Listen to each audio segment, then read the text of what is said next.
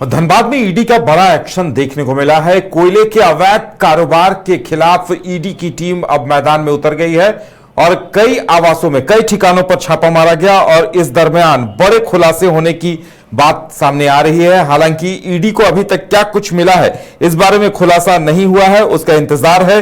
लेकिन जिस तरह से कोयले के अवैध कारोबार पर ईडी ने नजर टेढ़ी की है, उम्मीद की जा रही है कि कई बड़े सफेद पोस्ट भी निशाने पर आ सकते हैं।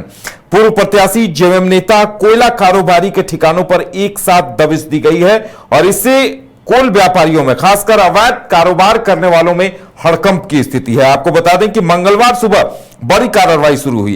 पूर्व प्रत्याशी बागमारा विधानसभा क्षेत्र के पूर्व निर्दलीय प्रत्याशी रोहित यादव, जेएमएम नेता हरेंद्र चौहान और कोयला कारोबारी अनिल गोयल के कपूरिया स्थित कोक भट्ठा में छापा मारा।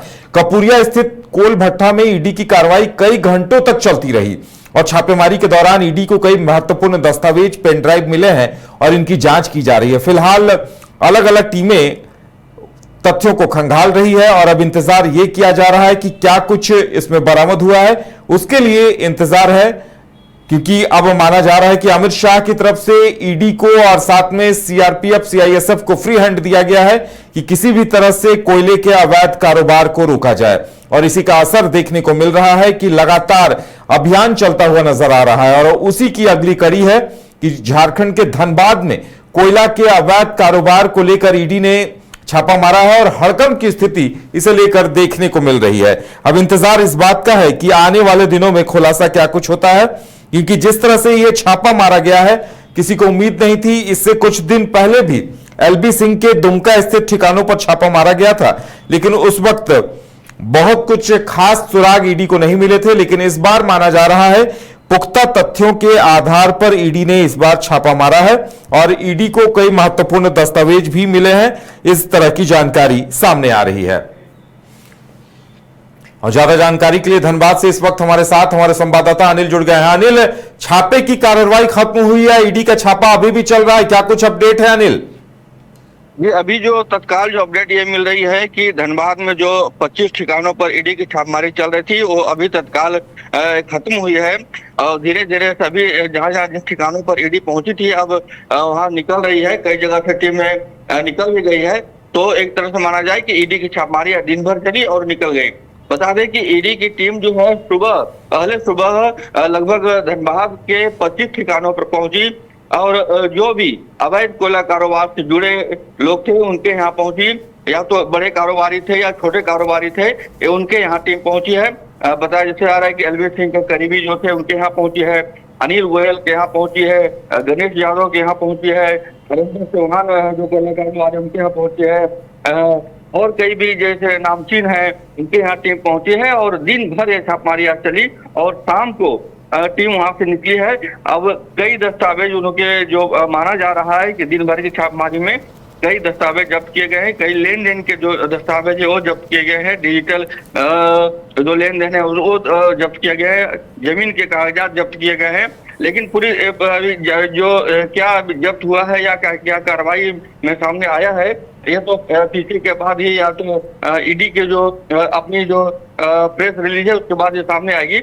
लेकिन ये माना जा रहा है कि दिन भर जिस तरह से ईडी की टीम धनबाद में नहीं पूरे कोयला कारोबारियों में भड़कम था, खास करके अवैध कोयला कारोबारी जिस तरह से खुलेआम तस्करी को अंजाम दे रहे थे, कहीं ना कहीं उन लोगों में हड़कम था और ये कार्रवाई एक जो है देखा जा रहा था। जिस तरह से केंद्र से और राज्य से भी कई लोग आवाज उठा रहे थे, तो ये भी एक जी अनिल, माना जा रहा है कि अमित शाह, गृह मंत्री अमित शाह ने कुछ दिनों पहले ही सीआरपीएफ और तमाम केंद्रीय एजेंसियों को ये नसीहत निर्देश दी है कि कोयला के अवैध कारोबार पर नकेल कस दी जाए और देखिए उसी का असर इस तरह से सामने आ रहा है, ये माना जा रहा है। और देखिए इस बार जो छापा पड़ा है बंगाल के 40 ठिकाने भी हैं एक साथ, बताया जा रहा है।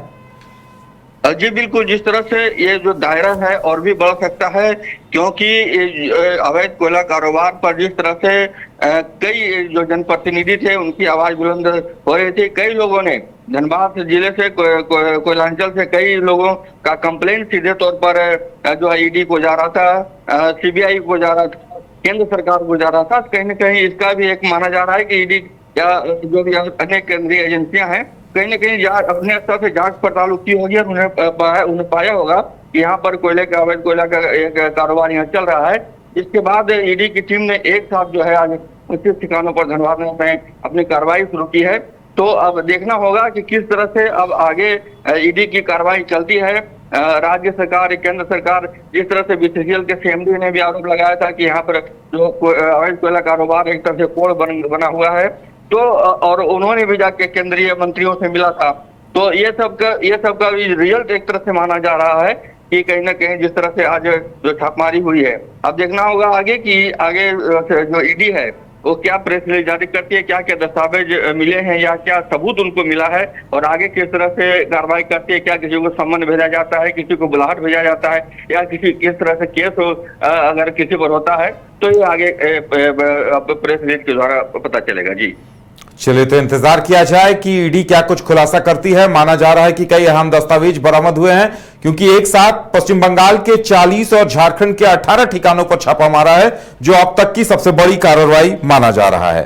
घर रहने का मकान भर नहीं, ये खुशियों की तिजोरी है। दरवाजे पर दस्तक देता पड़ोस, खिड़कियों से उमड़ आता आसमां, तारों में उलझी ऐसी ना जाने कितनी दास्तां। कहती हैं चले डायमंड सिटी, एक सफर हम सफर के साथ अपने घर तक। Diamond city, life long bonding, 500 से ज्यादा खुशहाल डायमंड परिवार। जल्दी करें, सिर्फ 200 फ्लैट बाकी। आज ही बुक करें अपना आशियाना।